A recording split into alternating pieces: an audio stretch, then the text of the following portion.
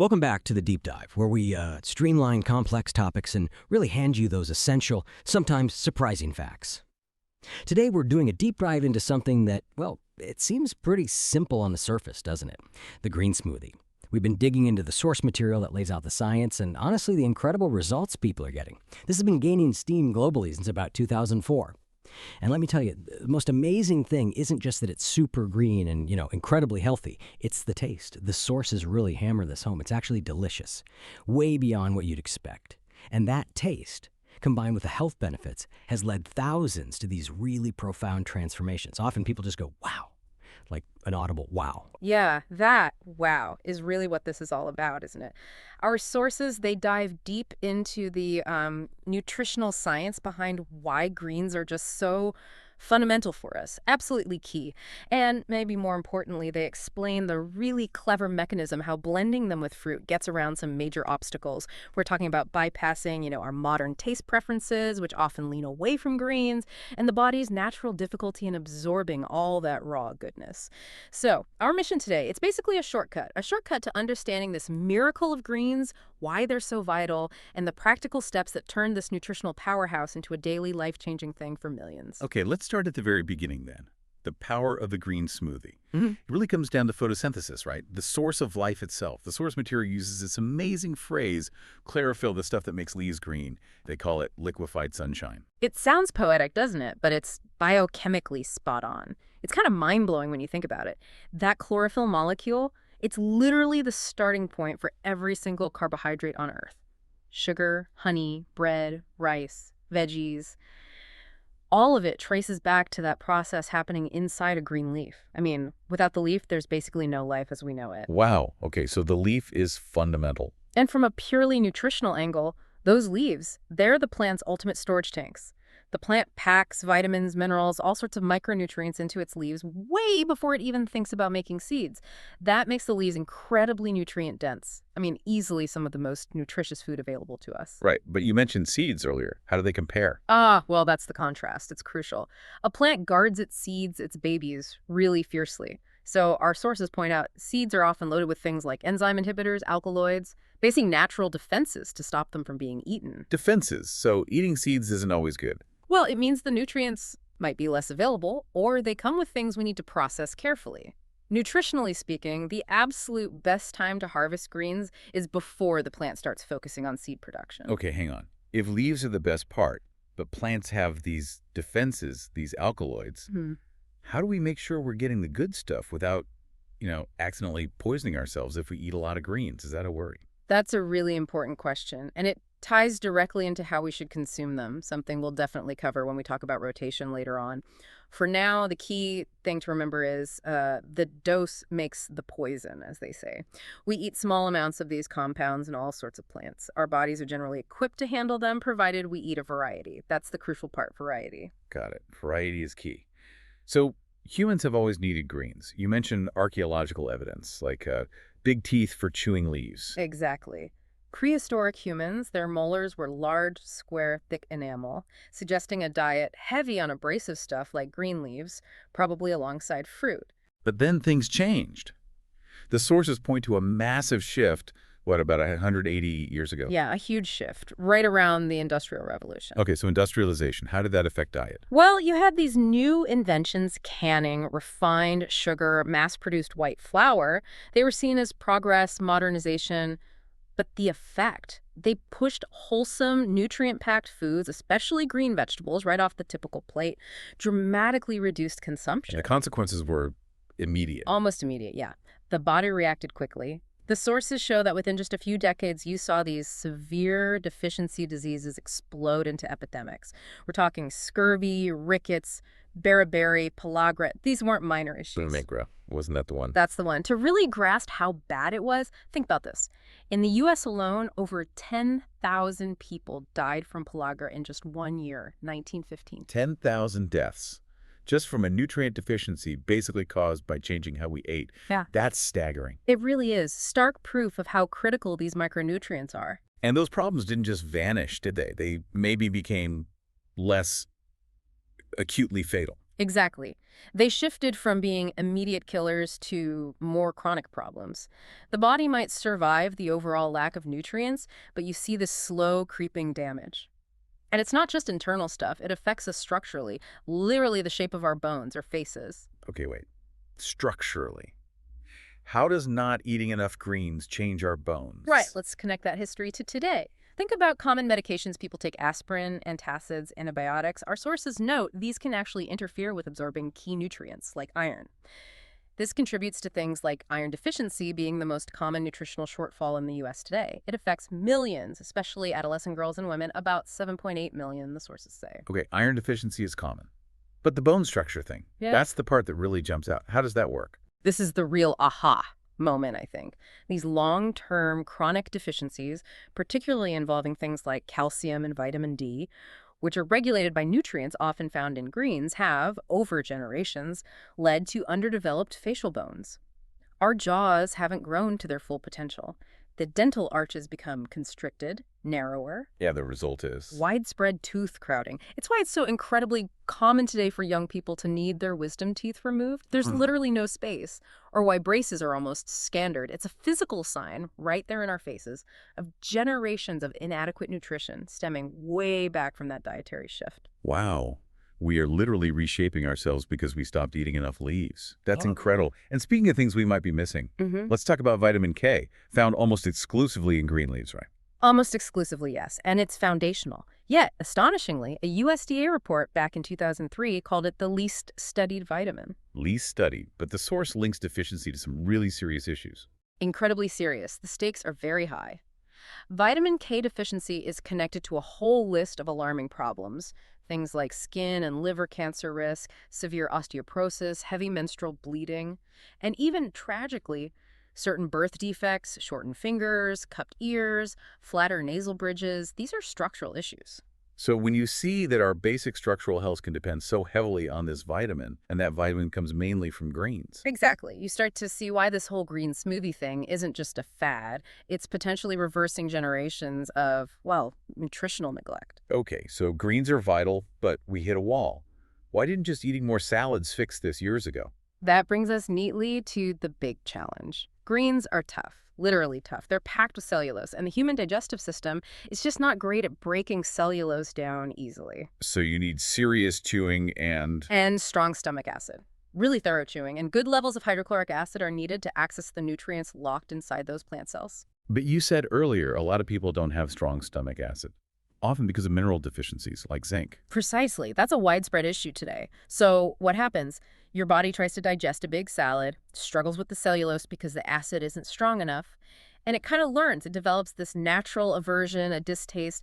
The brain basically gets a signal, this is too hard, don't bother. Creating a vicious cycle. You need the greens, but your body resists them because it can't process them properly. Exactly.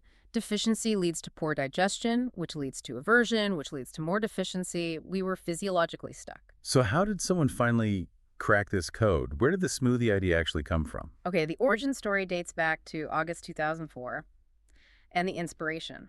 It came from looking at our closest relatives, chimpanzees.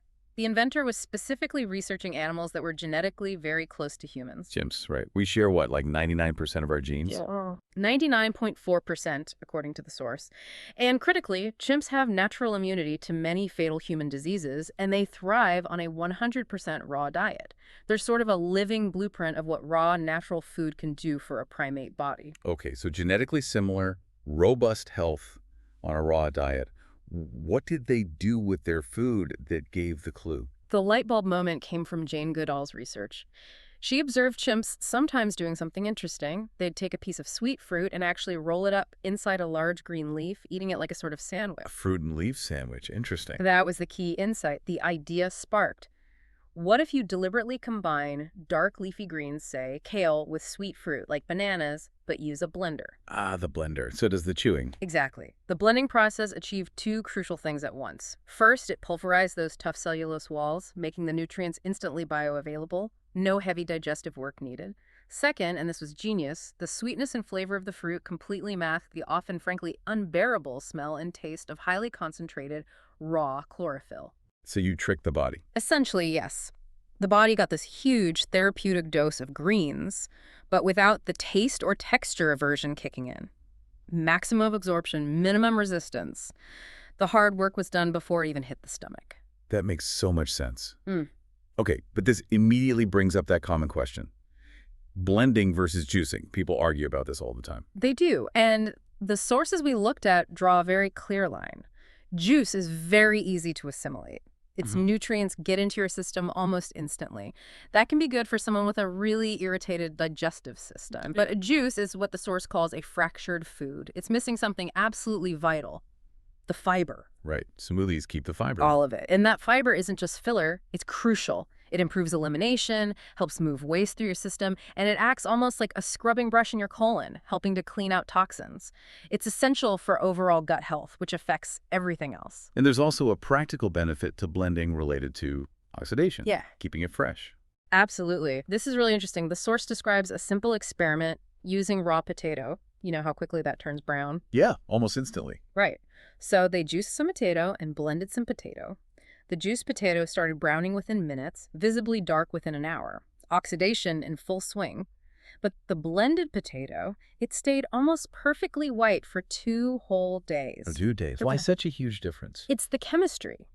Blending, because it ruptures the cells more thoroughly within their own matrix, actually releases more of the plant's natural antioxidants, things like phenolics and flavonoids. These compounds naturally slow down the oxidation process. It's like the smoothie has its own built-in preservative system activated by the blending. Which means a well-made green smoothie can stay fresh and retain its potency in the fridge for 2, maybe even 3 days. That's huge for making it a sustainable daily habit. It's not just about absorption, it's convenience, shelf life, nutrient preservation. Okay, that's incredibly practical. Now, let's circle back to that safety point you raised earlier. The alkaloids, the plant's natural defenses. You mentioned rotation is key. Absolutely critical.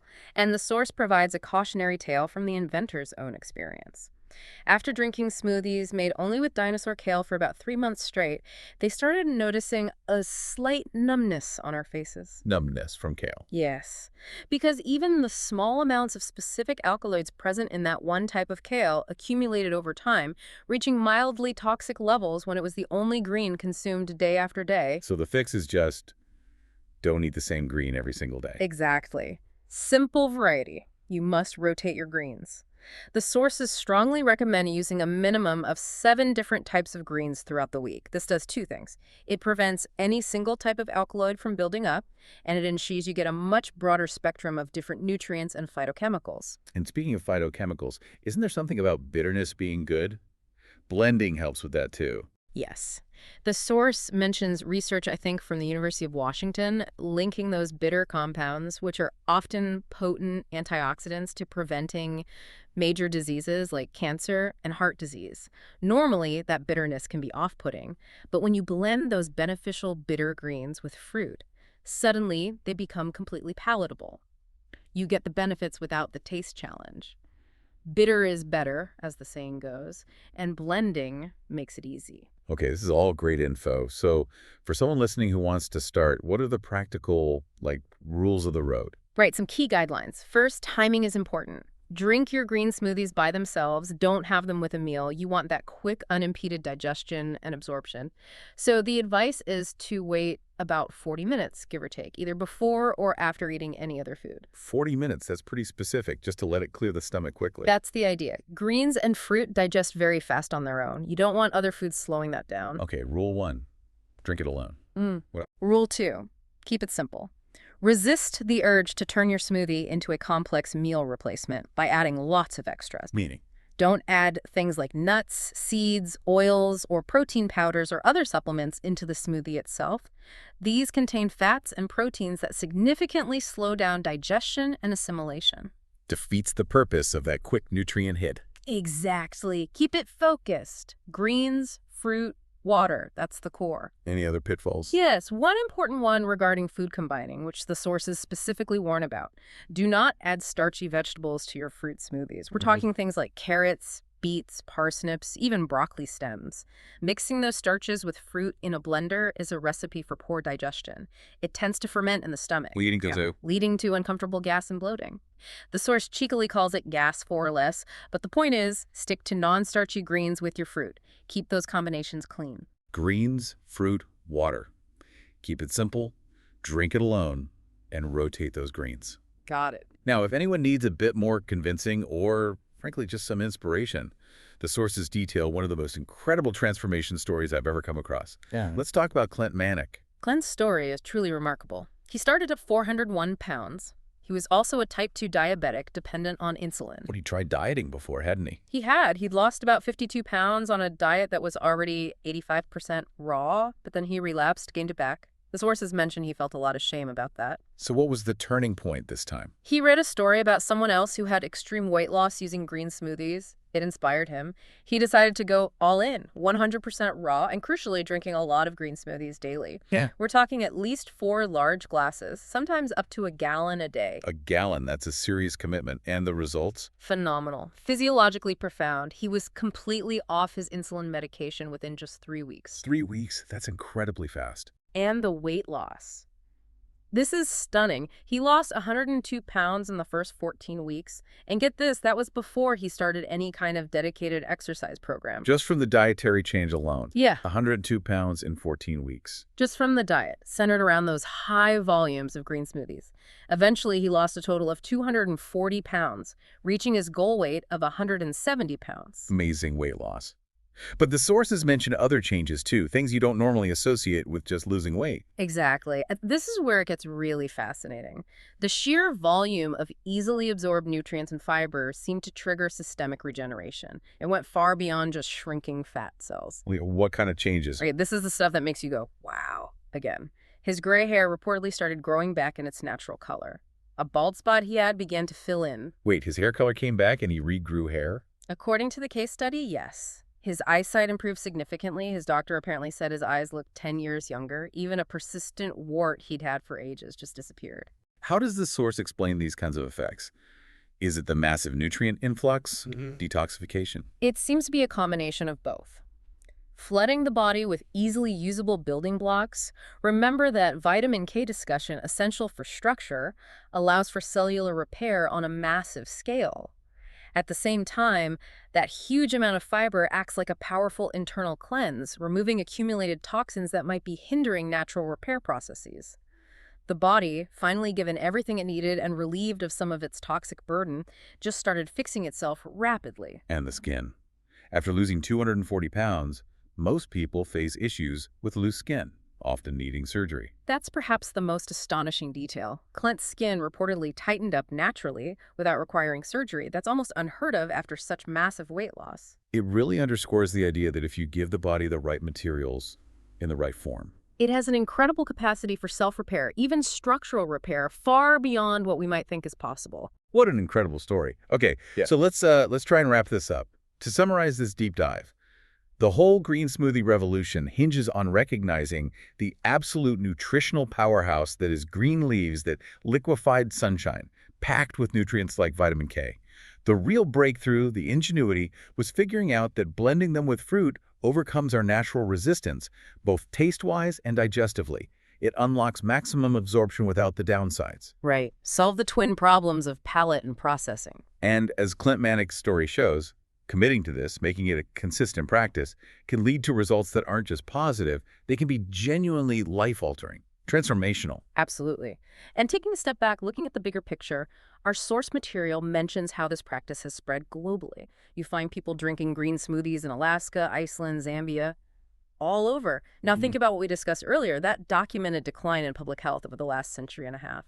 How nutritional deficiencies have literally reshaped us, narrowing jaws, affecting cartilage. Yeah, the structural changes. So here's the final thought we want to leave you with, something provocative to mull over.